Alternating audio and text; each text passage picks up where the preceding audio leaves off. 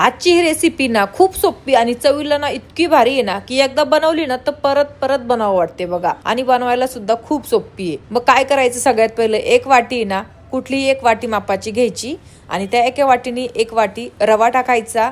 रवा बारीक मोठा कुठलाही चालतो. आणि त्याच वाटीने परत अर्धी वाटी दही टाकायचं. दही थोडंसं कमी जास्त चालू शकतं, आपल्या आंबटपणावर असतं. आणि त्याच वाटीने अर्धी वाटी पाणी टाकायचं. 2 चमचे तेलाचे टाकायचे. चवीपुरतं मीठ टाकायचं. आणि आता याला लगेच मिक्सरला फिरून घ्यायचं बघा. एकदम असं म्हणजे बारीक करायचं. बारीक रवा असेल ना तर पटकनच बारीक होऊन जातं. आणि बघू शकता आता एकदम भारीपैकी असं बारीक झालेलं आहे. आता याला कुठल्या पण डब्यामध्ये असं सगळं हे बॅटर ना भांड्यातून काढून घ्यायचं. आणि आता परत भांड्यामध्ये पाणी टाकायचं, कारण की सगळं पीठ असं लागलेलं असतं ना, त्याच्यामुळं पूर्ण असं हिसळून घ्यायचं आणि त्याच्यात परत टाकून द्यायचं.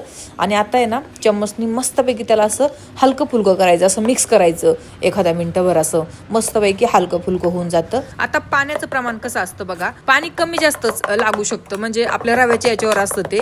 तर जेवढं व्हिडिओमध्ये तुम्हाला दिसतंय ना घट्टसर, जास्त पातळ पण नाही जास्त घट्टसर नाही, असं आपलं हे बॅटर ठेवून द्यायचं.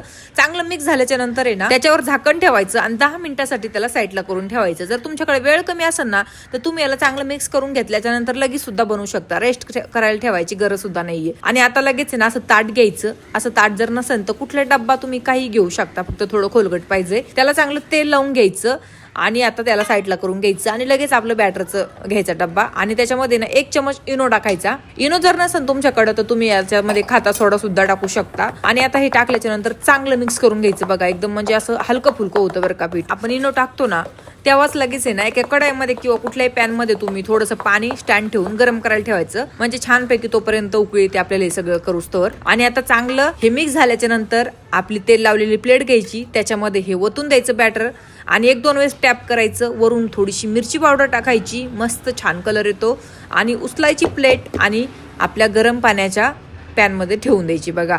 आता आहे ना याच्यावरती झाकण ठेवायचं. वरून काही असं वजन ठेवायचं. जर तुमची वाफ नसन जात भांड्यातून तर असं वजन नाही ठेवलं तरी सुद्धा चालतंय.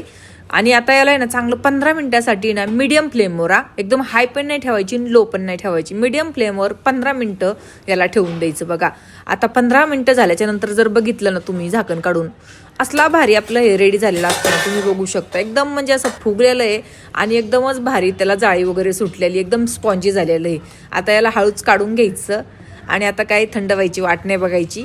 गरम गरम मध्येच याला असं साईडने ढिल्लं करून घ्यायचं प्लेटला, म्हणजे आपल्याला कापताना वगैरे ते एकदम इझी निघून जातं. म्हणजे आधी साईड ढिल्या करून घ्यायच्या आणि नंतर आता याला मस्त असा शेप दिसण्यासाठी ना चौकोनी सुद्धा तुम्ही करू शकता, पण मी इथे ना असं त्रिकोणी करते बघा.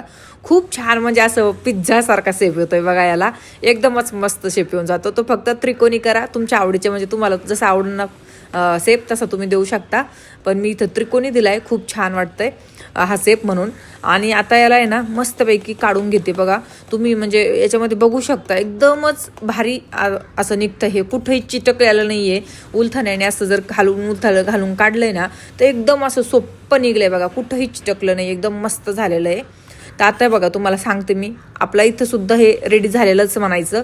तुम्ही याला ना डाएट जर करत असाल ना तर तुम्ही याला असं सुद्धा खाऊ शकता. खूप टेस्टी लागतं असं सुद्धा. आणि म्हणजे एकदम परफेक्ट झालेलं आहे. तुम्ही बघू शकता किती छान जाळी आलेली, याला एकदम स्पॉन्जी झालेला आहे आणि एकदम हलका फुलका झालेला आहे. म्हणजे हलवते ना मी त्याला ताटलीला धरून, ते एकदम असं हलतोय बघा जागेवर. एकदम मस्त झालेलं आहे.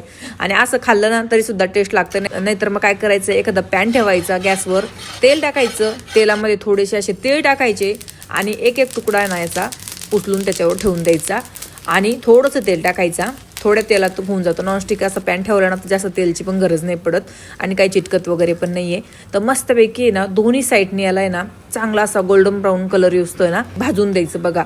आता जर नंतर बघितलं ना तुम्ही दोन्ही साईडनी भाजल्याच्या नंतर खरंच खूप भारी म्हणजे बनवून रेडी झालेलं असतं. हे दोन्ही साईडनी कलर आलेला असतो, एकदम क्रिस्पी आणि आतमधून नरम असं एकदम भारी म्हणजे झालेलं असतं हे. आणि टेस्टला पण तुम्ही विचारू नका, काय म्हणजे एक नंबर झालेला असतं. खूप छान लागतं चवीला. जर तुम्ही याला नाश्त्याला जरी म्हणून खाल्ला ना तरी सुद्धा खूप छान, म्हणजे एकदमच वेगळा प्रकार आहे हा आणि एकदम भारी लागतोय बघा. तुम्ही याला ना आपल्या इडली बरोबर खातो त्या चटणी सुद्धा सोबत खाऊ शकता, नाहीतर मग हिरवी चटणी असते तिच्यासोबत सुद्धा तुम्ही खाऊ शकता. तुम्ही याला ना सॉस बरोबर सुद्धा खाऊ शकता. खूप भारी लागतो, म्हणजे तिन्ही पण बरोबर एक नंबर टेस्ट लागते. खूप छान लागतं, हा टेस्टी लागतं एकदम.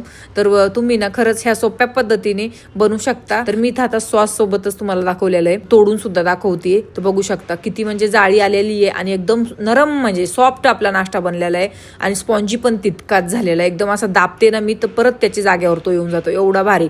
आणि पूर्ण हाताने सुद्धा मी असं त्याला दाबलंय ना परत तो त्याचा आकार घेऊ राहिलाय, म्हणजे कुठेही एकदमच भारी झालेला आहे. तर तुम्ही याला ना एकदा बनवून बघा आणि माझी खात्री आहे तुम्हाला नक्की आवडणार आणि परत परत बनवून खाणार. तर बनवा आणि मला कमेंट करून नक्की सांगा.